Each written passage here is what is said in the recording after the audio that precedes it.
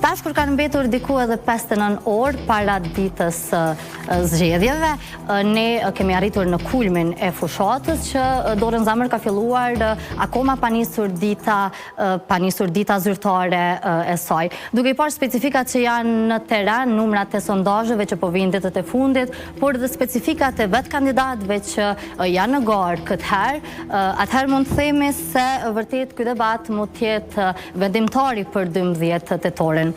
Ne përderisa po presim që ora të arri 20:30, ne gazetarët i kemi në teren për t'i shoqëruar me prapaskenat të cilët do t'i sillin këtu tre kandidatët kryesor, pra që po garojnë të jenë në kryet Prishtinës. Po shohim tash një pamje nga gazetarët tanë në teren, shohim që gati siç duket e kemi Hajrullah Çekun, lus regjin të më tregoj se cili është gati të jetë me ne aktualisht. E kemi Hajrullah Çekun. Po e shohim në pamje, atëherë siç duket janë në pejton aty ku është shtabi zgjedhor i lëvizjes vetëvendosje, me të është gazetari Kevin Këshira, me cilin do të kemi një bisedë krejt relaksuese jashtë asaj që flitet në studio. Ta dëgjojmë se çfarë po thotë zoti Çeku. Është një nga grupet që më së shumti e mbështet vetëvendosjen, por edhe për nga mosha mesatare, vetëvendosja quhet që është e moshës kryesisht rinore. Unë pas përfundimit të aktrimit po do më bë disa pyetje pak jashtë politikës. Se na aktrimin na aktorët nuk e dojnë shumë politikën. Kështu që kisha ata fillimisht në më tregu çysh është mas mirë unë me të tjerë. Çysh mundi unë mas të për me të tjerë ty. Si këta tritet ton, hajra. Hajra.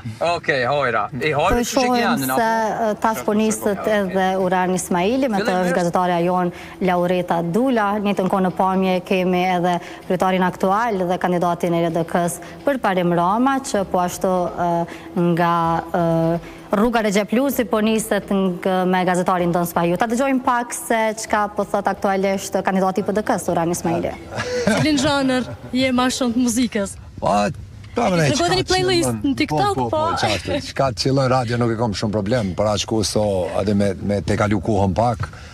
Me tentu mos më bësh shumë e mërzitshme pritja e gjatë në trafik. Vërtet. Kur jemi rrugëve të Prishtinës, jo?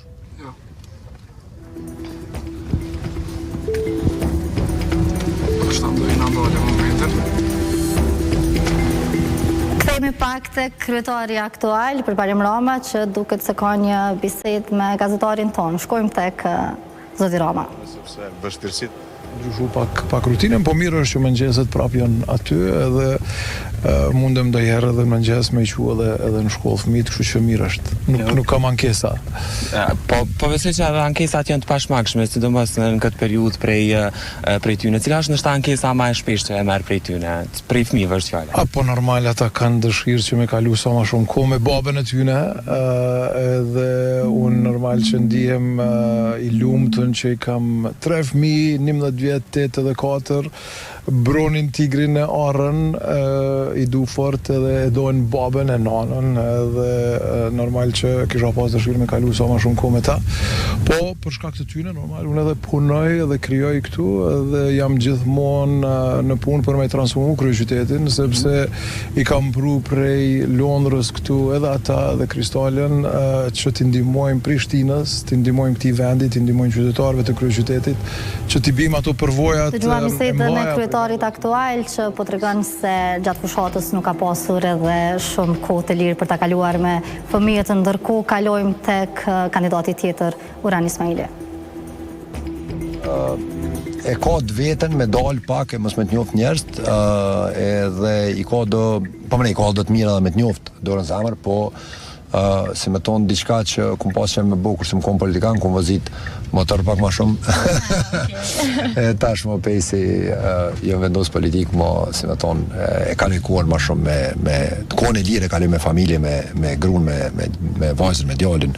Kështu që ma pak diçka që është individuale, ma pak bëj gjëra që janë individuale, ma shumë bëj gjëra që janë ose se me thonë politik për komunitet, shërbim ose për familjen.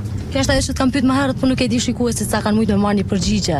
Kjo balanca punë familje, sa ishte vështirë, sidomos këtë periudhë? Në këtë periudhë është shumë sfiduese, në periudhën ku jem fushat, mendoj që nuk ke balancë, është shumë vështirë me thonë që ke balancë, se s'kish me qenë ferm me thonë që ke balancë, sepse do të thonë je shumë i dhonur pas fushatës. Qytetarët aktualisht po mund shohin një anë tjetër të kandidatëve për kryetar të Prishtinës, që është larg nga temat që ata do të mund t'i dëgjojnë sonte në Debat Plus, atëherë kur do të nisë debati i vërtet.